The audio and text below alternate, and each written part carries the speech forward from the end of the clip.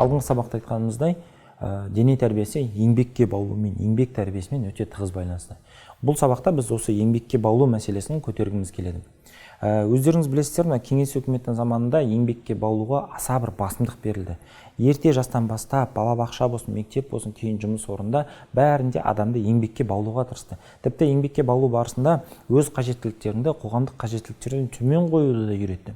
Енді жалпы осы еңбекке баулуды белгілі бір деңгейде екі үлкен бөліп қарасақ болады. Біріншісі ол практикалық бөлігі, яғни адамның сол бір еңбекті өз қолымен барып істей алуы. Ол үшін түрлі жаттығулар, түрлі ойындар, түрлі тапсырмалар беріледі. Яғни адам соны практика арқылы істеудің нәтижесінде ода бағанағы белгілі бір дағдылар қалыптасады. Мысалға айталық, ыдыс-аяғын жуу, үйді жинау, ойыншығын жинау, немесе өзінің жұмыс орнын дайындау деген сияқты еңбектердің нәтижесінде оны нақты бір дағдылары қалыптасады, машығы болады былайша айтқан кезде. Екінші бір бөлігі бұл рухани бөлігі. Рухани бөлігі дегеніміз не? Ол адамның сол еңбекке деген қарым-қатынасы. Яғни сол еңбекке деген оның ілтипаты мен ықыласы. Көп жағдайда біз баланы еңбекке баулу барысында тек осы бірінші бөлігін ғана қамтып, екінші бөлігі бар екенін ұмытып жатамыз. Яғни балаға бір затты істеуіне басымдық береміз. Мысалға сол дастархандағы өзінің ыдыс-аяғын жинау болсын, немесе үйді жинау болсын, бауырлардың арасында кезектестіріп ойыншық жинату болсын, өзінің киімін жинау болсын, тісін жуу болсын, тағы сияқты осындай бір әрекеттерге басымдық қоямыз. Сол бір әрекетті істесін дейміз. Сол әрекет істесе, бітті, бүкіл жұмыс бітті деп ойлаймыз. Кейбір кісілер мысалы баласын, әсіресе ер балалардың спортқа баулуда да, дене шынықтыру мәселесінде де тура осылай әрекет етеді. Балам осы спортқа бассын, ең бастысы барса болды, кейін маған рахмет айтады дейді. Оның рахмет айту, айтпауы ол екі талай. Неге? Өйткені бағанағы екінші бөлік, яғни рухани бөлігі, оның сол бір еңбекке, сол бір әрекетке, сол бір дене тәрбиесіне ықыласы, қарым-қатынасы бұрыс қалыптасатын болса, онда сіздің ол балаңыздың еңбекке баулуыңыз уақытша үрдіс болады. Сіздің ата-аналық билігіңіз таусылған күні, әдетте ол шамамен 18 жаста, ол сол бір іс-әрекетке қарағысы келмей қалатын болады. Өмірлік бір тәжірибе айтайын, бір отбасында әкесі балаларын кәдімгідей спортқа баулайды. Кішкентай кездерінен денелерін шынықтырады. Шынымен де екеуінің физикалық қабілеттері өз жасындағы балалармен салыстырғанда әлдеқайда жоғары болады. Бірақ қызығы, екеуі де 18 жасқа толған кезде, былайша айтқан кезде ата-анасының ықпалынан шыққан кезінде екеуі де спортқа қарамастай болып кетеді.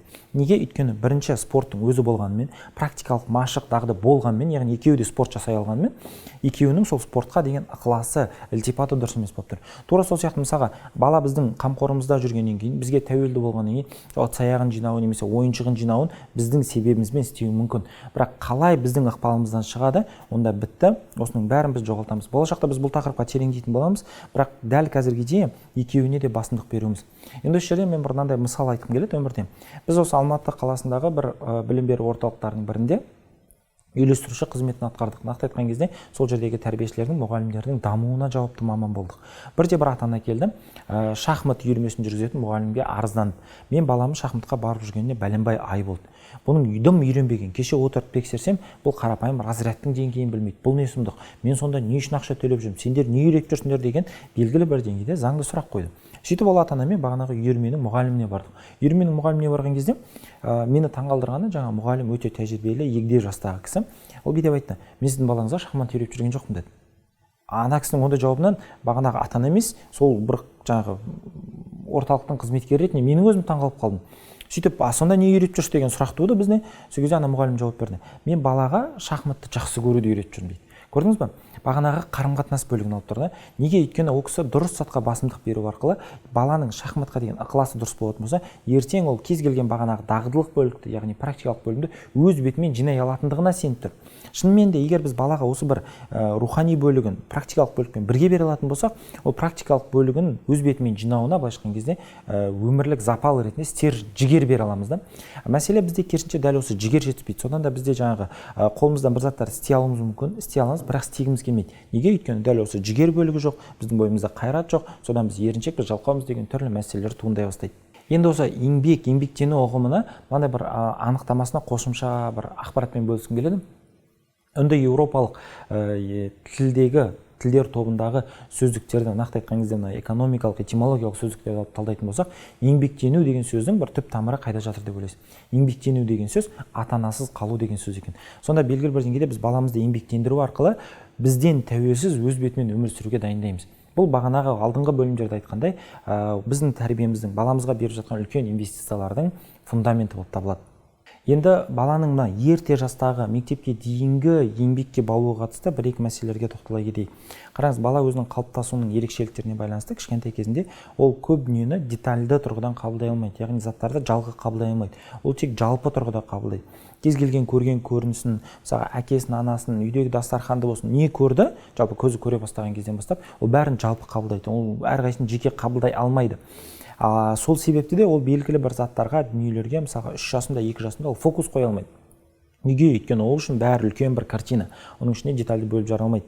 Ал осы зейін қоя алмауын біз көбінесе немен қамтамасыз етеміз? Зейін қою немен қамтамасыз етеміз? Ол түрлі бағанағы еңбекке баулумен. Бала еңбекке баулуында, яғни кішкентай кезіндегі әрекеттерінде, мысалға тамақ жеуі мүмкін.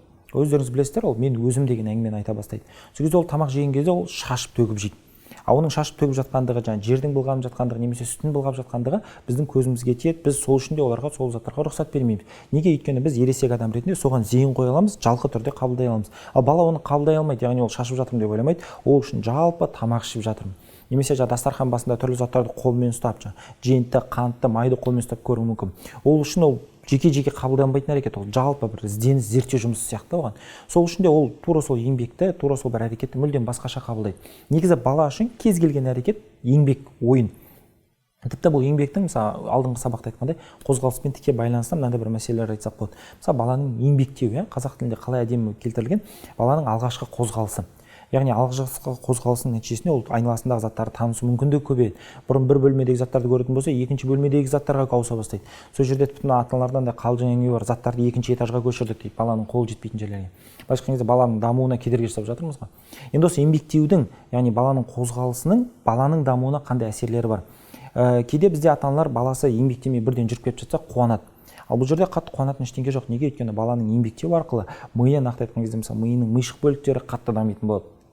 Мынандай бір екі зерттеу көрсетейік. Еңбектеген және еңбектемеген балалардың қандай айырмашылықтары болуы мүмкін. Мысалға, сол бір 9 айында еңбектеп жүрген балаларға бетіне түрлі бір маркермен мысалы белгі қояды. Сөйтіп оны айнаның алдына отырғызады. Сол кезде не істейді? Бала, еңбектеген бала маркерді өзінің бетінен ұстайды. Яғни ол айна арқылы өзінің айна өзінің бейнесі екенін көріп түсініп, өзі дақ бетінде тұрғандығын түсінеді. Ал еңбектемеген бала сол бір дақты айнадан ұстауға тырысады екен. Қараңыз, бұның өзі бізге нені көрсетеді? Бала еңбектену арқылы, яғни қозғалыс арқылы түрлі әрекеттерді ұстау, көру, солармен қарым-қатынасқа түсудің нәтижесінде оның өзін-өзі қабылдауы анықталады. Яғни мен бөлек адаммын, мына дүниелерден бөлекпін. Тіпті осы еңбек болашақта осы еңбектің нәтижесі, жемісі, жеңісі дейікші, немесе ата-ананың тарапынан осы еңбектің дұрыс ұйымдастырылуы, оның сол бір өзіне деген сенімділігінің қалыптасуына көмекші болады. Тағы бір үлкен пайдасы, еңбектеген және еңбектемеген балаларға мынандай үлкен тәжірибе істейді. Мысалы, биіктікке отырғызып қояды, мына жақта төмен қарай шұңқыр жер болады. Бала соған қарай мысалы жүру керек. Мына шетінен, шұңқырдың арғы шетінен мысалы анасы шақырады. Негізі ана жерде көрінбейтін әйнек бар, көзге қарасаңыз шұңқыр сияқты, бірақ білінбейді. Енді осы жерде еңбектейтін балалар ана шұңқырға қарайды да алға қарай бармайды. Неге? Өйткені ана жердің шұңқыр екенін, құлау мүмкін екендігін біледі. Қайтадан қозғалыстың, еңбектің нәтижесінде бала өзінің денесін мына кеңістікте қабылдап түсініп үйренген. Тура сол сияқты еңбектемеген бала тура сол жерде отыратын болса, анасы шақыратын болса, ол ана жерде құлайтындығын білмейді, бірден жүріп кетеді. Осы себептен де кейде бізде баланы осы еңбектеу процесінде әлі үйрену барысында төсектен немесе басқа бір биіктіктен құлап жатады. Еңбектеген бала ешқашан ол жерден құламайды, өзінің қауіпсіздігін біледі, ол күтуі мүмкін, жылап, басқаша шақыруы мүмкін. Яғни осындай бір қарапайым қозғалыстың, еңбектің мүмкіндігінше ата-ананың тарапынан сол бір қозғалыстың шектелмеуі, оның дамып жатқандығының белгісі. Енді қараңыз, бізде осы бір кезеңде, мектепке дейінгі кезеңде оның қозғалысы былайша айтқан кезде қанағаттанбай қалады, толыққанды піспей қалады. Сөйтіп ол бастауыш сыныпқа мектепке келген кезінде ол бала мысалы кинестетикалық тұрғыдан ақпаратты қабылдау үшін оған қозғалу керек болуы мүмкін. Бірақ біз ата-аналар немесе мұғалімдер немесе тәрбиешілер не істейміз? Оларды мүмкіндігінше қозғалтырмай отырғызуға тырысамыз. Иә, белгілі бір деңгейде біз үшін ол тәртіп, біз үшін ол жеңілдік, біз үшін ол бір тыныштық, бірақ баланың қабылдауына үлкен кедергі.